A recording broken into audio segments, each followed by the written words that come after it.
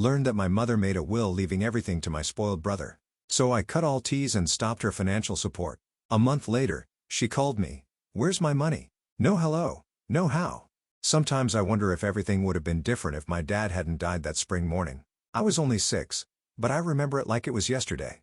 Dad was making pancakes, his Sunday special. He always shaped them into funny faces that made me giggle. Mom was setting the table, humming some tune I can't remember anymore. Lily, princess, come help your old man flip these masterpieces, Dad called out, waving his spatula like a magic wand. I jumped off the couch, leaving my favorite stuffed bunny behind, and ran to the kitchen. That's when it happened. The spatula clattered to the floor, and Dad clutched his chest, his face twisted in pain.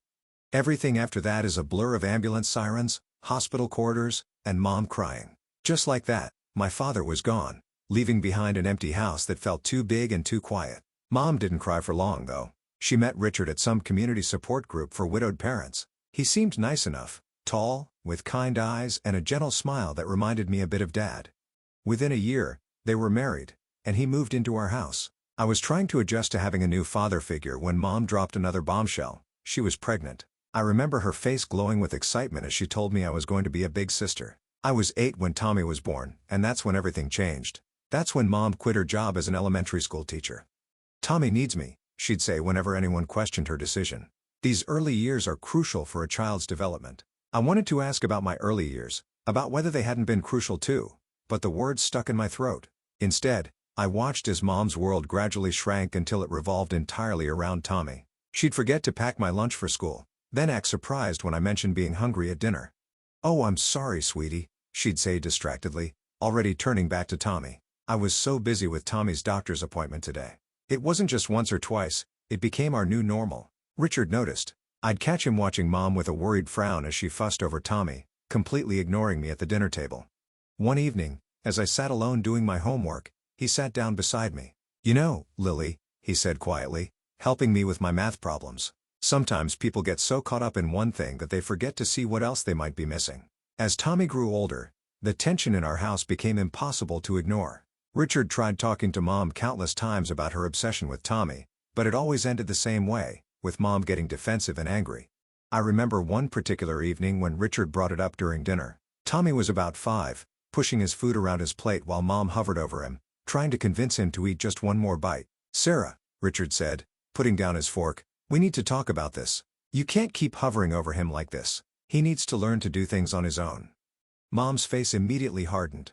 "What are you trying to say? That I'm a bad mother?" "That's not what I meant and you know it," Richard replied, keeping his voice calm. "But you've got 2 kids here, not 1. And a husband too, by the way." I pretended to be very interested in my mashed potatoes, but I was hanging on every word. "Tommy needs me," Mom snapped. "He's still so young." I was young too.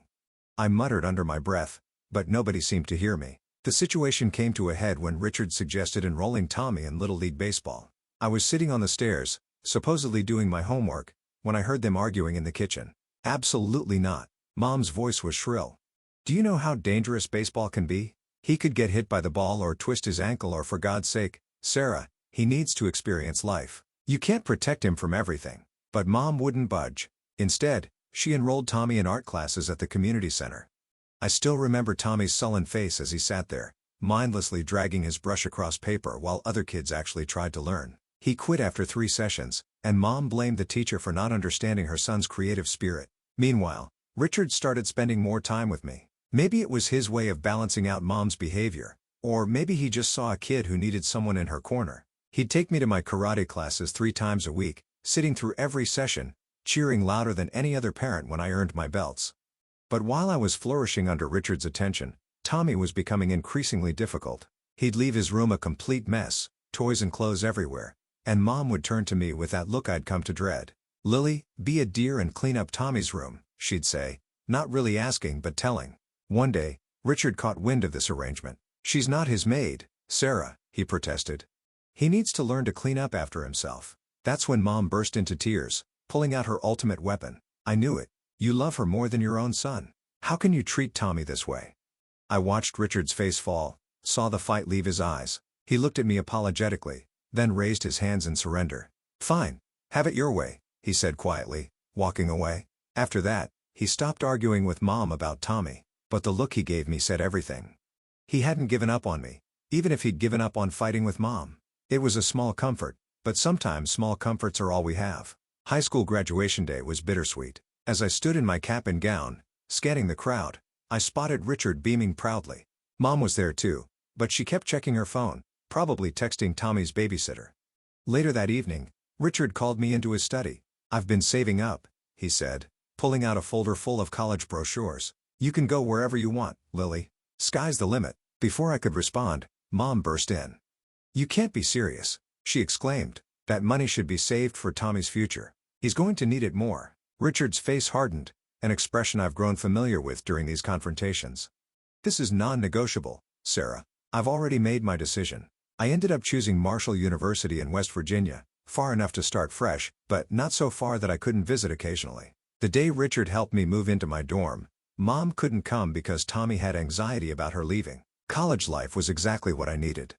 For the first time, I felt free from the shadow of being the less favored child. I called home weekly, but my conversations were mostly with Richard. Mom was always too busy with Tommy. "Your brother's going through a difficult phase," Richard explained during one of our calls. His voice sounded tired. "He's hanging out with these kids from the wrong side of the tracks.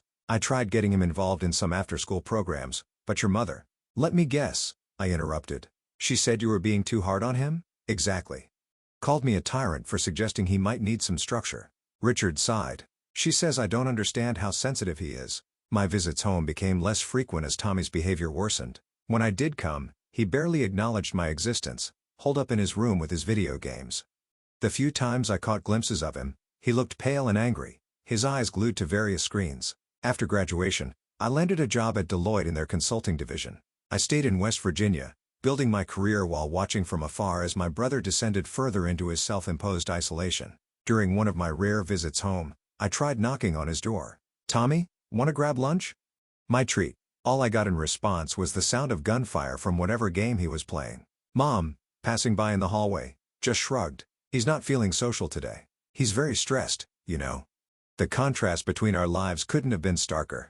While I was pursuing my career goals, Tommy was pursuing virtual achievements, supported by Mom's endless excuses. Richard's disappointed face said it all, but by then, even he had largely given up on trying to intervene. By 27, I had finally saved enough for a down payment on my own place.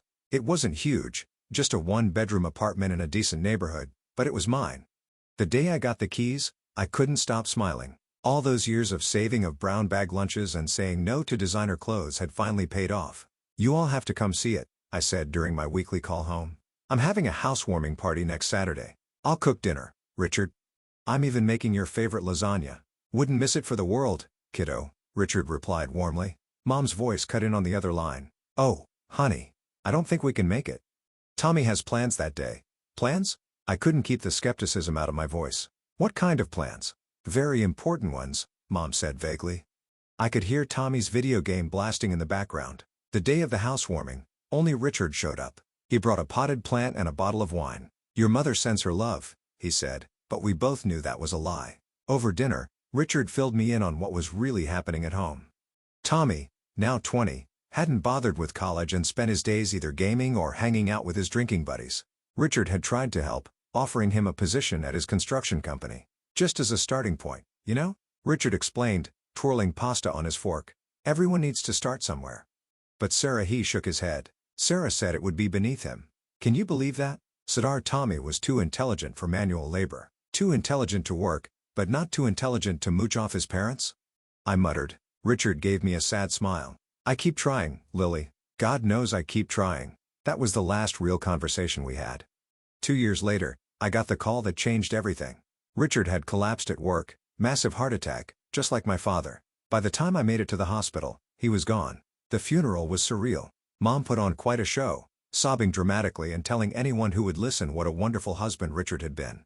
"We were so happy," she wailed. "How will we manage without him?" I watched her performance with a mix of disgust and pity. Her tears weren't for Richard, they were for herself. I could see the wheels turning behind her grief-stricken facade.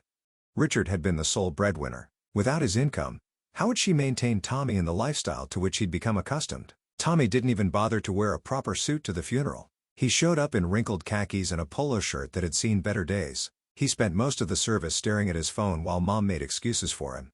"He's processing his grief in his own way," Standing there at Richard's grave, I couldn't help but think about how history had repeated itself. Another father figure, another heart attack, another funeral. Only this time, I was old enough to see everything clearly, including the fact that Mom's tears were more about her bank account than her broken heart.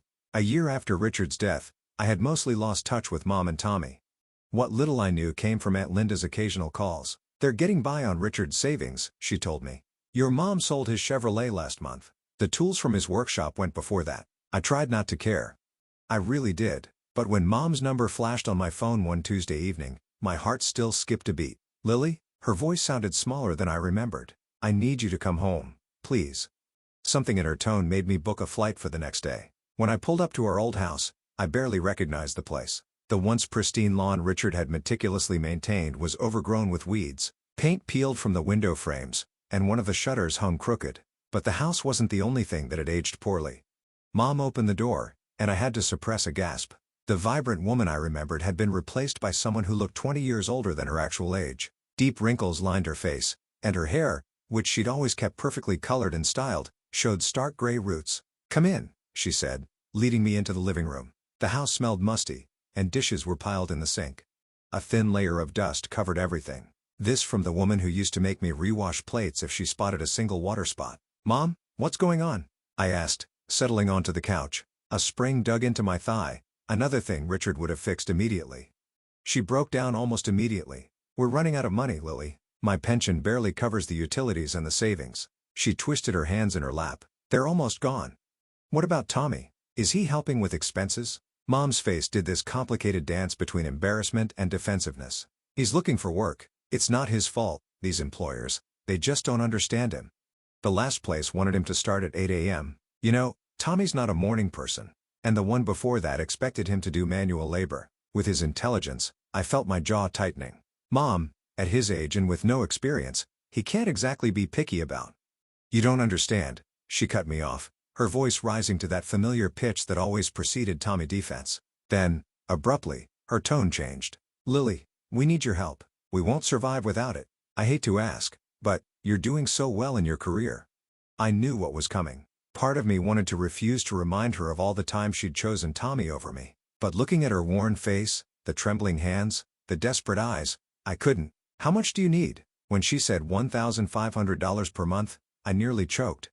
That was a significant chunk of my salary, but I found myself nodding anyway. "Where's Tommy now?" I asked as I prepared to leave, already regretting my decision. "Oh, he's at a job interview." Mom brightened slightly. "A very promising position with a tech company." Through the window, I could see Tommy's bedroom light on, and the familiar flicker of his computer screen. Some things never changed. True to my word, I set up an automatic transfer of $1,500 to Mom's account every month. Each time I saw that deduction from my bank balance, I told myself it was the right thing to do. Even if it meant postponing my own plans for a bigger apartment or a new car. I started visiting more frequently, though each visit felt like walking into a time capsule. Tommy was always there, either glued to his computer screen or sprawled on the couch with a beer in hand. "How's the job search going?" I'd ask. "Mind your own business?" He'd snap, or sometimes just grunt and turn up the volume on his game. During the holidays, I couldn't stand seeing the living room in such disrepair. The wallpaper was peeling, and there was a water stain on the ceiling that would have driven Richard crazy. So I spent my Christmas bonus hiring contractors to fix it up. When Mom sprained her ankle in February, I called to check on her. "Oh, it's not so bad," she said, though I could hear the pain in her voice. "Is Tommy helping you?" "He's busy with some online interviews." I hired a home health aide the next day.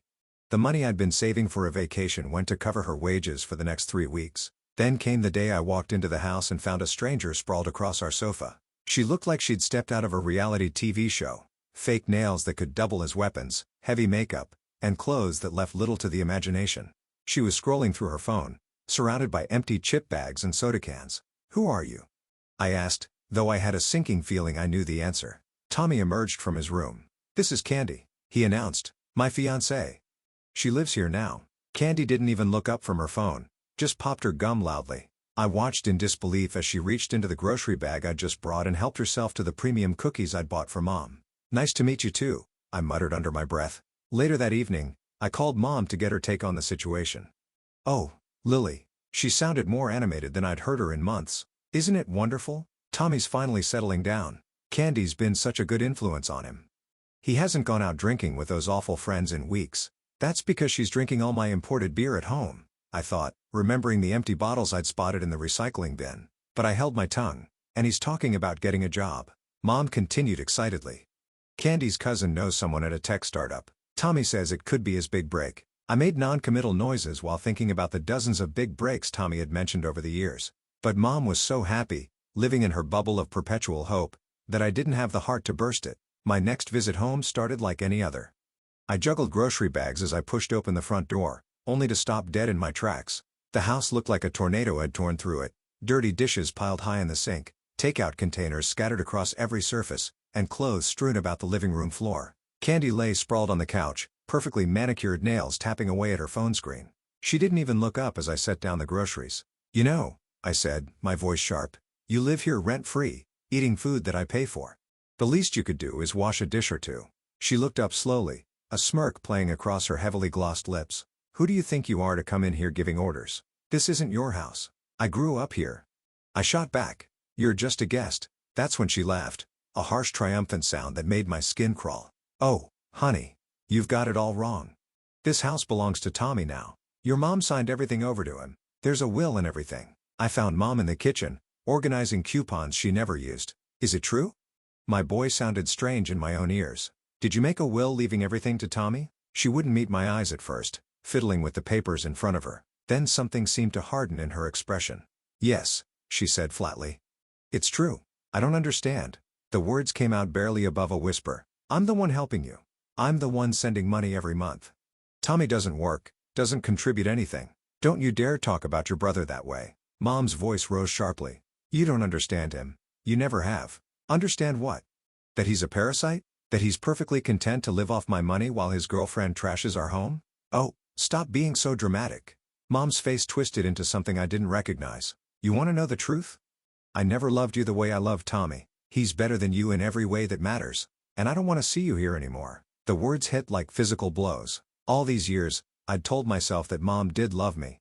She just showed it differently. That somewhere beneath her obsession with Tommy, she cared about me too. Now I knew better. I turned and walked out, Candy's triumphant laughter following me down the hall.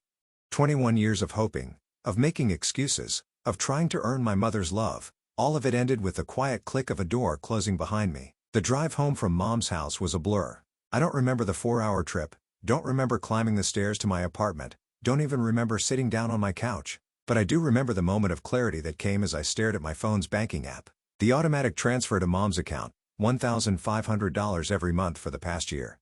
My finger hovered over the screen for a moment before I decisively clicked cancel recurring payment. For the next few weeks, I threw myself into work, trying to ignore the hole in my budget that suddenly felt like an opportunity rather than a burden. I started researching investment options for the money I'd been sending home. Maybe I could finally start saving for a house of my own, a real house, not just an apartment. Then, exactly 1 month after my last visit home, Mom called. "The money didn't come through," she said without preamble. "No hello, no how are you? There must be some mistake with the bank." "There's no mistake," I replied, surprised by how steady my voice was. "I canceled the transfers." There was a moment of stunned silence before she exploded. "You what? How dare you? After everything I've done for you." I actually laughed at that. "Everything you've done for me? Like what, Mom? Forgetting my existence? Forcing me to be Tommy's maid? Telling me you never loved me?" "That's different." She was using her familiar Tommy defense voice. "You know I was upset. But you can't just stop helping us. We're counting on that money. Tommy and Candy are planning a vacation to Cancun." "They need a vacation?" I interrupted, my voice rising. "Tommy needs a vacation from what exactly? Playing video games? Drinking beer?" "Let me tell you something, Mom. Tommy doesn't need a vacation. He needs a job." "How dare you speak about your brother that way? You're just jealous because what? Because you left everything to him? Fine. You made your choice. Now he can take care of you. You ungrateful, mercenary little..." The rest of her tirade dissolved into a stream of accusations and demands. I let her rant for a moment before speaking again. "Goodbye, Mom. Don't call me again." I blocked her number before she could respond. But Mom wasn't done. Over the next few weeks, the messages started pouring in through every possible channel. Facebook messages about how she was struggling to pay bills. Instagram comments about what a terrible daughter I was. Emails detailing all the sacrifices she'd made for me, most of which I couldn't remember actually happening. Tommy joined in too, sending aggressive texts about how I was destroying the family. "Mom's crying because of you," he wrote. "You better start sending money again or else." I blocked him too, but not before replying, "Here's a